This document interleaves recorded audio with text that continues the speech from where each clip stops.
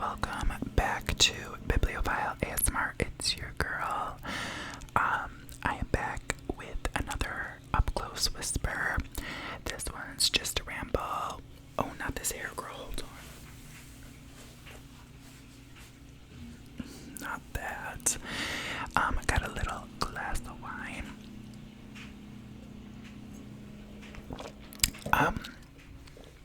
You might be thinking to yourself, Griffin, it's Monday night, why are you drinking? Well, Tuesday I have off because it's the election. And I scored a 100 on my pharmacology exam today, which was supposed to be the hardest one of this semester for me. And I scored a 95 on my obstetrics exam.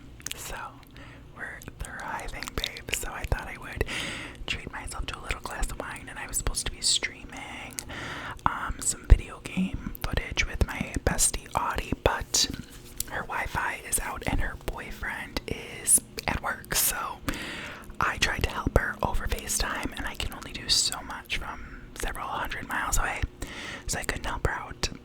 So I have to just suffer, and I decided I would do a update ramble, just about some things. And I know y'all are probably wondering how my date went on Sunday, as you all may know from my video earlier last week. I was super excited about a date with this new boy. I was so excited, like so sweet. He was the first guy who gave me butterflies.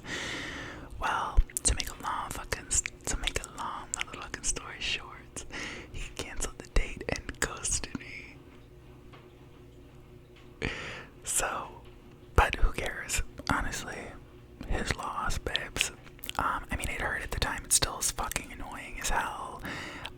My brain doesn't understand or comprehend what happened. I still don't know what the fuck happened to go from him being like, oh, I want to make you mine and all this shit to, also, by the way, the night before Halloween, he was like, oh, you're gonna be streaming on Halloween, like, oh my gosh, I'm gonna have to watch. And like, I told him I was gonna be in a wig and like dressed up, and he was like, oh, so sexy. And I was like, thanks. And I was like, but you're gonna be at your party. He's like, you don't have to watch. And he's like, oh, I'll make time for you. So like, I know it wasn't in my head that he had a crush on me and that we were going on a date, but something happened with him, girl. So he was being super distant Saturday, and I could tell something was up because Miss Anxiety told me. But I was like, Griffin, calm down, it's just the anxiety. But like, red flags are like, he is acting different. And said he was going to like 2 parties and dressing up as the Pope, and I like sent him Snapchats of me in my nun outfit because I was like, oh my gosh, how funny. I just happened to like have enough costume for a nun outfit. I didn't have anything else to wear. So I was like, oh my gosh, this is actually kind of cute. And he left that unopened. He left my texts on read. And then he finally responded like at like 10 o'clock to one of my texts and was like, oh, my friend went as a nun too. And I was like, yeah, I remember you told me earlier.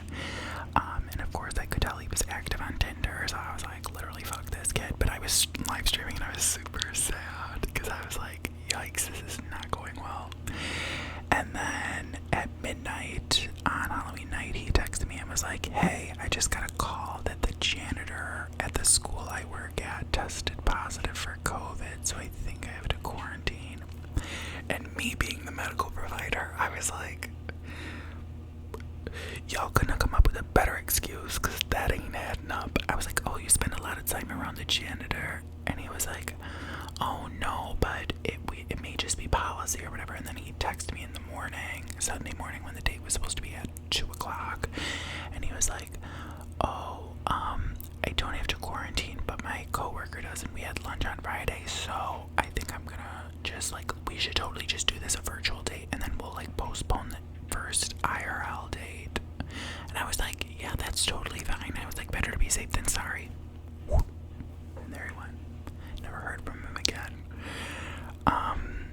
And then I saw today when my friend asked for a picture of him at school, I showed a picture, and when I was on his Instagram, I noticed he posted an Insta story yesterday at 1 p.m. Of him and some girl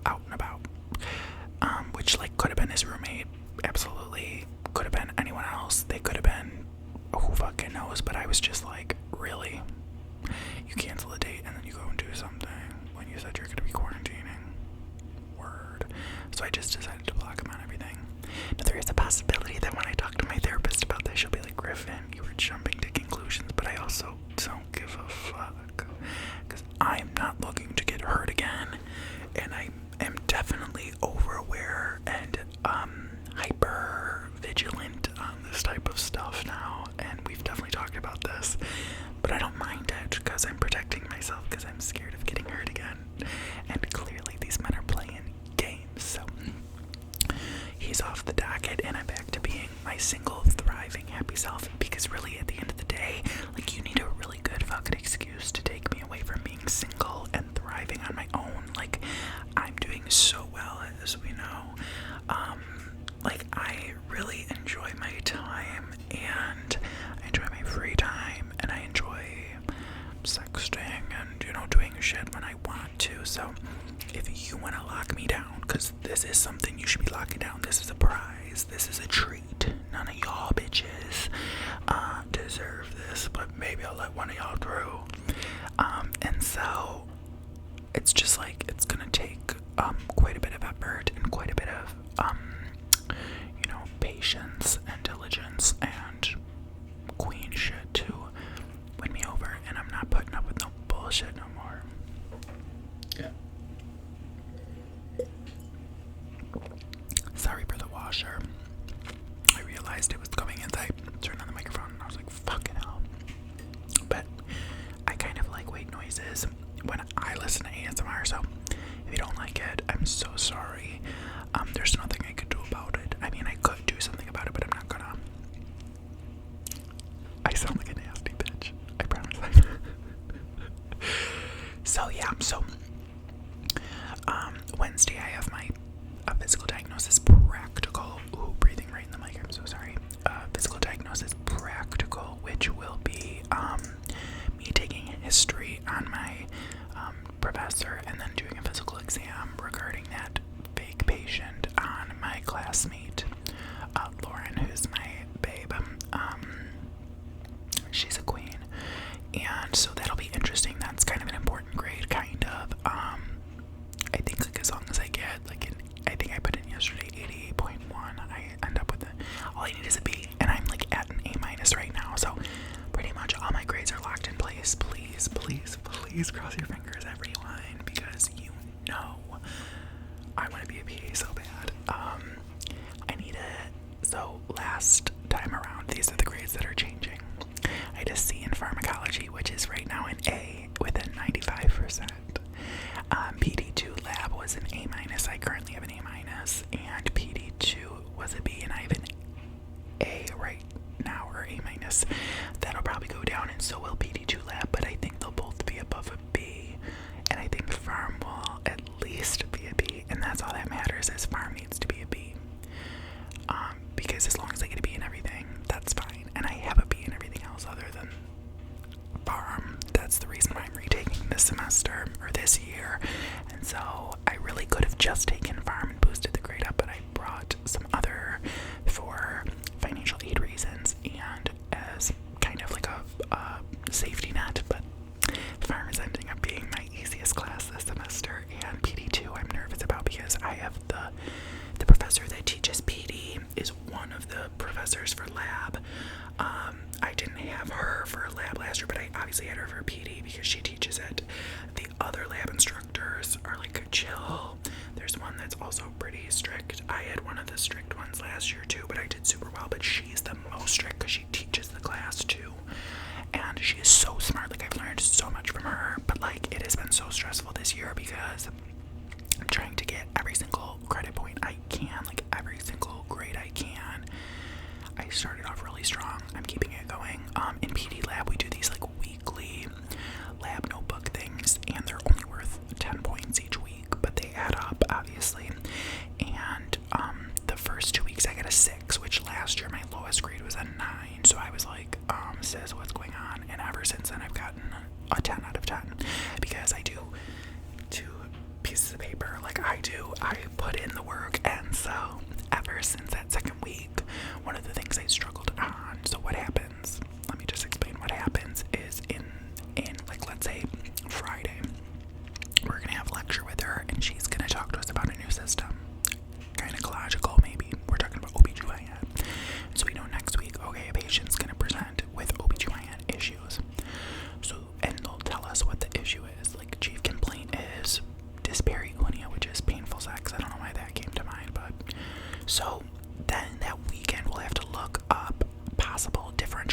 diagnosis, like what could be the cause of that.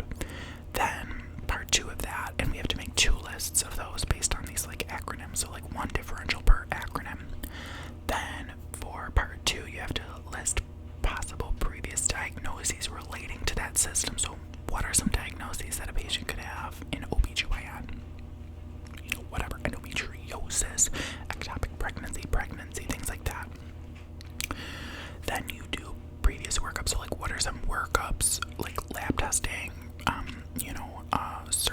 not surgeries, but like surgical exploration, things like what are workups done in the OB-GYN world or whatever the group is, and then possible treatments in the OB-GYN world.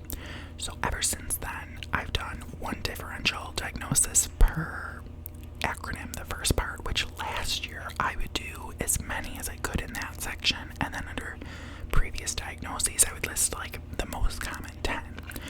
Now my professor liked that last year. Now this year this professor doesn't. She's like, your previous diagnoses list is super short, like you need to do more. Well, what did I do? Ever since then I put 1 differential for each of the acronyms, and then I have looked up every possible diagnosis I could find relating to that system. So if the week is the GI system, I from fucking head to toe look up diagnoses. Oh, I look on one website, or finish with that one, I go to the next website. Any new ones on this one? Look on the next website. Any new ones? I have like lists of like 44 diagnoses for each of them, and then under workups I look up every single fucking possible workup in that specialty, and I get like lists of fucking 40, 50 of them, treatments, 40, 50 of them, I don't care. She's like, oh, you only need like 3 classes of medications. I give you every fucking medication I can, every surgery I can find, every this, every that. Bitch, I put in my work for those 10 points every weekend. It's usually like my Saturday morning thing with coffee, but it's been a lot of work for those 10 points, and bitch, have I put it in. And then we also like do a lot of other stuff, but for some reason I just went on that rant with that. But sounds like the washer is done. So that's Wednesday is the final practical for that. Friday is a neurology exam, but neurology is part of fundamentals, which is a 5-credit class, which I'm not like registered in. I'm auditing it, so I'm still like taking all the classes and exams, and I'm like thriving. I have an A in that too. OB, which was today, which I got a 95 in, that's counted for fundamental. So it's just like, even the classes that I'm not taking, I'm still putting in effort. So that was fun. But I like had such a good feeling leaving pharmacology today. I was like, I knew every question. And I studied super hard with my friend Anna over FaceTime the past couple of days before. I was like, please help me. Like, I want to do well. And I knew, like, last year, I've learned so much. And people have been asking for a study tips thing. Bitch, I've got it. I'm gonna make it. I am. Obviously, everyone learns differently. And there are people who are flashcard people. I'm not a flashcard person. No, ma'am. Nope. Not a flashcard person. Never have been. Never will be. And so if you are not a flashcard person, I think that's what I'm going to title it, studying for non-flashcard people. There are absolutely things where you can only use flashcards, like gross anatomy and anatomy. I've learned you need to. Like, I would literally, in gen anatomy, we had like diagrams and like models that we would work on, and so I would literally take pictures of the models during the week when we could practice on them, and I would point to the different muscles or different bones or different insertions or ligaments or whatever, and then I would upload them to Quizlet with my little Quizlet Pro or whatever, Premiere, and I would know what they are. And so I would just every day go through the Quizlet, and I would just memorize it. And so then when we got to the fucking practical, and I would go up to it, and I would, bitch, it came to that. You have to do that. Same with gross anatomy, was a little bit of that, but also I found that, well, why am I going into this when this isn't the study video? But anyways, we'll get into that when I do my study video. But the most important thing, and I will tell you this right now, just in case it helps any of you, if you are getting to the time of an exam and you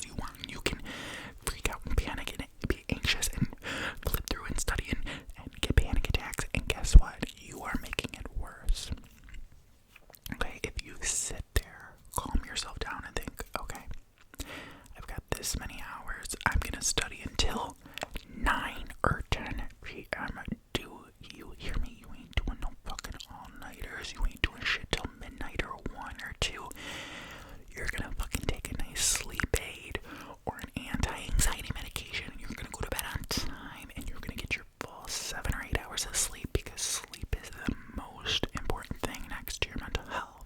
Then you're gonna wake up and you're gonna have a good breakfast, and based on that bit of studying, you're going to retain all of that. Now, as opposed to reading every single bit of information and retaining none of it and doing bad, you retain most or some of the material and you fucking do that shit. And I've learned that is the most important thing. Absolutely, period. I don't freak out anymore, because when I freaked out, I would be like, I don't even know where to start. There's so much information. I don't know what to do. How do I study? What do I do? Like, what do I look at? What do I remember? How do I remember this? I can't remember it. Oh my gosh, I'm forgetting things. I'm trying to go back. I can't remember. And I wondered why. This one, I went in and I said, bitch, let's remember these. Let's have fun. Bitch, let's have fun. But what the fuck was I doing? And I say, what the fuck was I doing? I was mentally ill. Okay, I was mentally ill. Okay, I was depressed. I was anxious. I wasn't treated. I was going through the fucking thick of it. And I probably could have been thriving even more last semester and the semester before that. But bitch, I was in the middle of an abusive relationship mentally. And so how do you think my mental health was then? Not good. Bitch, not good. I was staying up too late trying to make him happy on FaceTime and not be mad at me and apologizing when he was gaslighting me. I was crying on my way to school. I was crying at night. I wasn't studying as much. Bitch. Fuck him.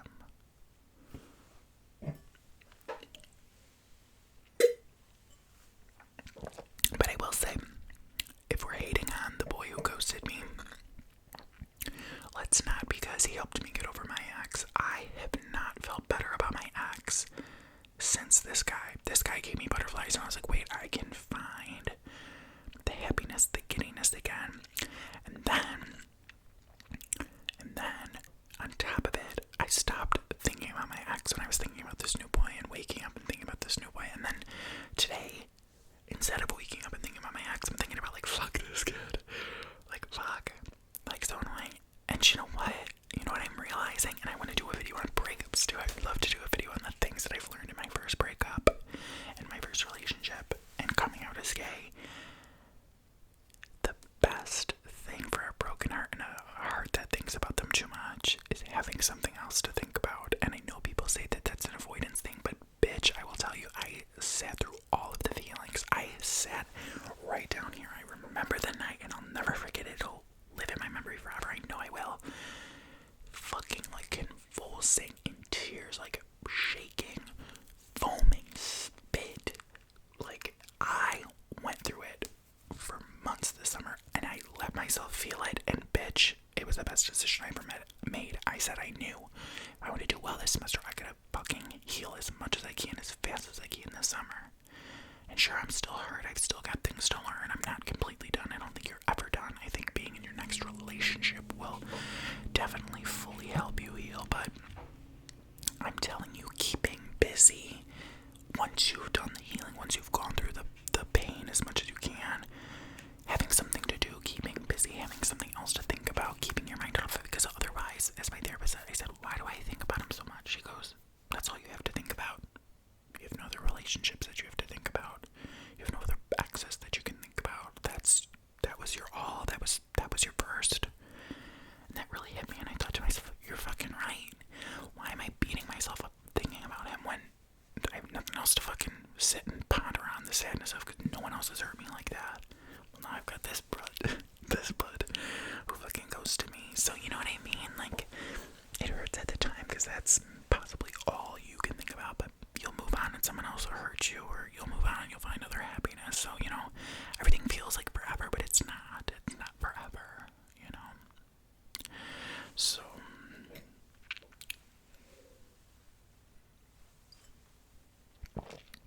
I have, as I said, Neurology on Friday. I also have a review systems quiz on Friday, and then next week I have another pharm exam on Tuesday.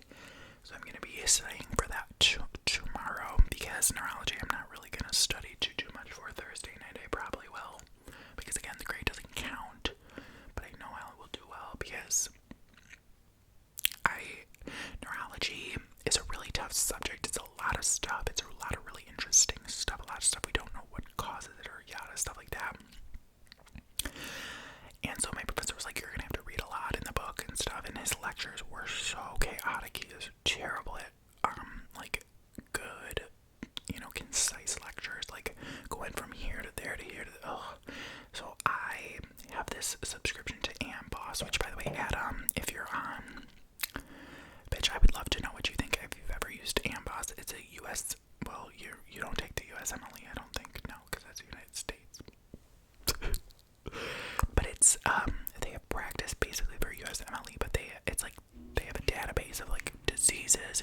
medications, and they have amazing pictures and amazing diagrams and flowcharts and everything, like, so good. They use up to date, which is amazing. They like constantly are updating things, constantly adding new things. I love it so much. It's so concise. It's exactly how my, professors, a lot of stuff my professors, talk about. So I don't know how, but it all works out. And I what sucks about my PA school and the program that I'm in is that people focus so fucking much on the exams that they're not like interested in learning, whereas I'm interested in learning. Like, obviously I want to put the notes in the PowerPoints that we are taught in my note packet, but I also want to put in extra stuff because sometimes our professors aren't always up to date or like right on shit. So I always like to add extra stuff, and I'll talk about it. Like, we'll study with people, and people are like, "That's not gonna be on the exam. I don't care." And it's like, okay, but it's like important, and it'll probably help you remember stuff better. Like a lot of the pharmacology stuff I've learned, I really, really. Sorry, I'm taking off my socks. But a lot of my pharmacology that has really helped me is like actually understanding the mechanism of action and understanding like how it affects like the pharmacodynamics, which means like how the drug affects the body. And so I will really go in depth with that. Like, for example, like migraines, I was talking about the G-pants and the dietans, and the G-pants, they are in calcitonin calcitonin G-reactive peptide receptor antagonist versus the anti-CGRP antibodies. I was like, there was an interesting question on those today in the exam, because the professor said, which one of the following is an oral CGRP antagonist, and she said, which of the following is an injectable CGRP antagonist? Well, they're not both antagonists technically, because one of them is a receptor antagonist, so that's an antagonist, but the other one is a monoclonal antibody that binds to the agonist. So to me, we call them a direct or an indirect, so it's technically an indirect antagonist, but I would never use the term antagonist to think of that. I would think of that as a monoclonal antibody and an anti-CGRP antibody, and that's how I think about it, but I knew they were all injectable. Anyway, that was a tricky question. There was two of them, and I was like, wait, did she ask the same question? And then I reread it, and I was like, oh my god, she's asking oral versus injectable. But I got it right. But I also knew, so like G-pants, as I said, work with the calcitonin G-reactive peptide, but the dietans are another class of medication that works on serotonin, and I find serotonin so interesting because obviously I'm on a medication that works with serotonin. But serotonin is a vasoconstrictor, so it affects all over the body, different smooth muscles that so like, for example, the intestinal tract, the stomach, things like that all react with serotonin, and they can cause like bowel motility issues, which is what they think IBS could possibly be related to.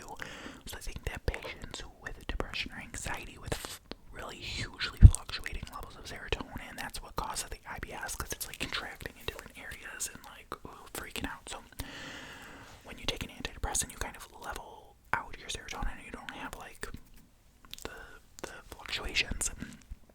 And so a lot of the medications for migraines actually work with serotonin because they think that migraines are a vasodilation, as we talked about, of the cranial and meningeal arteries. And so we're using a drug that'll constrict.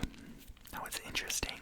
So the oldest class of medications to treat migraines are the ergot derivatives, and they work on a bunch of different things. They work on serotonin, but they also work on alpha, which is like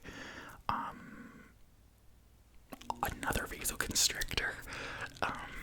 Alpha receptors, dopamine receptors, which ends up being an effect. It gets some nausea and vomiting associated with it. But also, it also works on another serotonin. That's not the point, but see how it's like got all these different mechanism of actions. So that's the oldest class of drug. It's got the main thing which we want from it is the serotonin 1B, 1D receptor agonism. But then we move down to the triptans, which are kind of our first line, and they get rid of all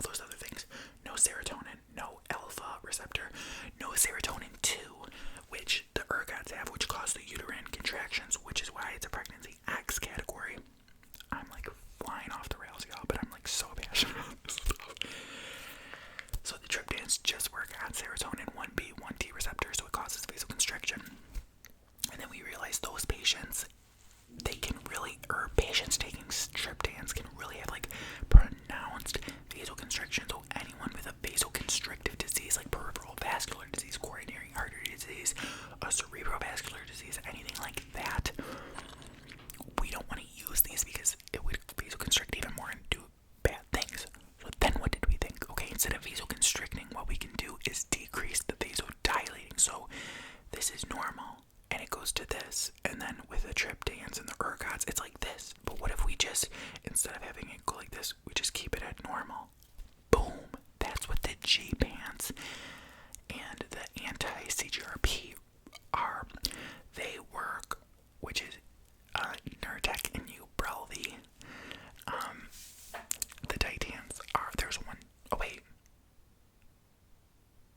No, it's the Titans. I've been saying it wrong. I apologize, guys. It's the Titans, which are Nurtec and Ubrelvy. G-pant is Ravow, Ravow. Oh, girl, not that. So Titans work on the CGRP, and so that is what the body releases to cause the vasodilation in migraine. So we just block that so it doesn't cause the vasodilation, so it doesn't have any side effects, no issues with the cardiac patients or anything like that. It's really cool. So it's just really interesting. So then I can piece that together. So then I know ergots, these are the side effects. This is why it's this is why it's that. Sumatriptan, all those triptans, that's why it's this, and that's why it can't be used in this. And then the anti-CGRP, no side effects, no contraindications. Like, it's so good. So I'm able to memorize that stuff. Sorry.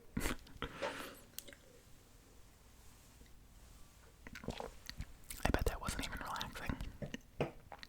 So the last thing I want to talk about is my love for OB-GYN. I love obstetrics and gynecology so much, and I think I'm going to be an OB-GYN PA. So one thing my mom said tonight when I was telling her this is, she's like, don't you think not a lot of women are going to want you as their PA because you're a gay man? And I was like, I actually feel like they would be more comfortable with me because, first of all, I'm so non-judgmental. So like, I feel like that would be so great with like STD testing. I love oral contraceptives, so or like any contraceptive. I find contraceptives so exciting. Oral contraceptives, which there's so many different types, and like the pharmacology of that is so cool. I'm learning that right now. That's for my exam on Tuesday. There are so many different contraceptives. There's intravaginal ones, there's intrauterine ones, there's transdermal, there is injectable, there's progestin, there's estrogen, there's oral, there is implantable, there's non-hormonal, like the copper IUD, like that's so cool. Or not the copper IUD, but the copper injectable one. Then there's the entire realm of obstetrics, and like, so cool. Like, pregnancy is the most cool thing in the entire world. I find pregnancy so interesting, which is what our exam was on today, and I got only 2 questions out of 40 wrong. And I know one of them was like a stupid thing about blood pressure, like, so stupid. Like, I just find it all so interesting. So if you guys, if there's any females out there, and like, also I think like hormone replacement therapy for older women, I find that so interesting, and like menopause I find so interesting, and I definitely think there's research out there for like cervical cancer, breast cancer, screening stuff, which there's so much medical rubber stuff out there. Like I just mentioned to my professor today when we had lecture from 6 to 8:30, I think we ended at, I mentioned her, I said, you're telling us that cervical cancer screening starts at 21 years old, but the American College of Cancer, or the American Cancer Society, just came out saying we shouldn't start using pap smears and stuff on girls until they're 25. So it's interesting how like things are changing again, because we're finding out that a lot of these cancer screenings may detect more cancers, but they may be cancers that wouldn't turn into anything, and so we end up putting you through, radiation or chemo or, excision or surgery, and then you end up living the same length. The most important factor for research for cancer is we want to increase the detection of early cancers. We want to increase or decrease the mortality due to that cancer, meaning we want to decrease the amount of people dying from that cancer, because obviously we should be detecting it earlier. They shouldn't die from it. And we want to decrease the overall mortality of people, because if we're detecting these things, we're removing them, but people are still dying at a young age, then there's no point in removing it. And so that was a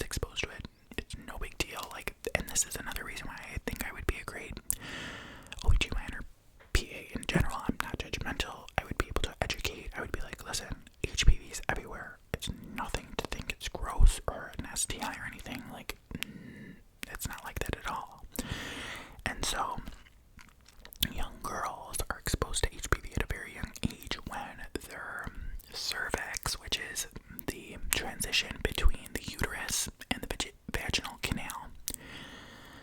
And so there's an area in there that up until about age 21, or I think they're now starting to see even possibly 25, it turns over so quickly that even if HPV, that virus, were to do any damage, your body sloughs it off so quickly that no matter what it is, like even if it turned cancerous, it would be able to be removed. And so a lot of times if we do pap smears, which is scraping that cervix so we can look at the tissue, if we were to scrape that, we would possibly see abnormal cells and precancerous cells on young girls, and we would say, holy shit, we gotta fucking scrape the shit out of that.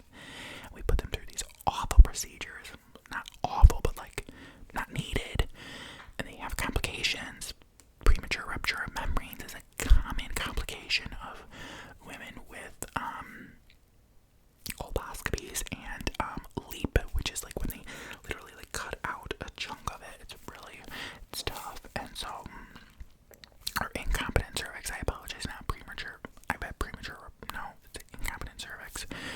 Meaning like incompetent cervix, by the way, really quickly, is when you're pregnant with a fetus and your cervix usually has this mucus plug, because I said this is that transition between the uterus and the vaginal canal, and we want to keep the baby in the uterus, and so it has this usually this like mucus plug in the cervix that keeps the baby and the amniotic fluid and all that stuff in the uterus.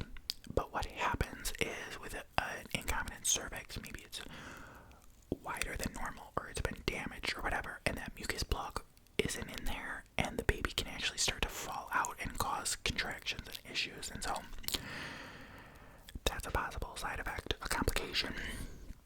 And so what was I talking about? Oh, so they came up with, well, we need to stop screening these younger girls then, because we're putting them through these procedures that they don't need. And so now the new recommendation is less than 21, we should not be doing pap smears on you.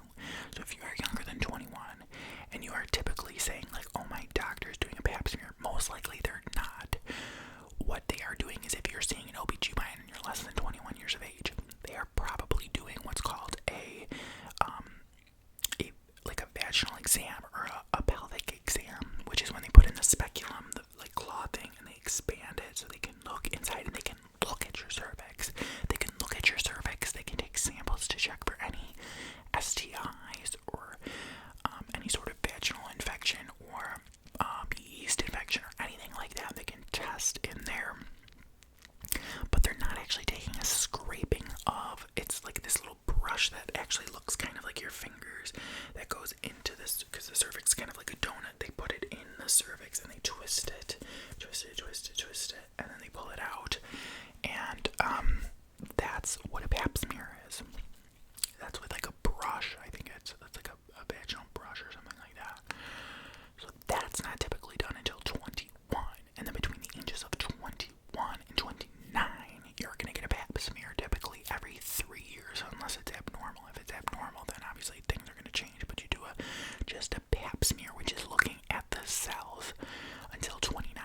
And then from the ages of 30 to 65, we're actually going to do what's called co-testing, which I think I should do an entire video on this because I find this so fucking interesting. But co-testing is when they're going to look at the cytology. They're doing a pap smear, but they're also going to test every single sample for HPV. So that's doing both together. That's co-testing. And what they found was that they shouldn't do co-testing less than 30, because of like the same type of reasons that they're going to find things that aren't actually serious. So I think we're going to see actually a push that less than 25 we're not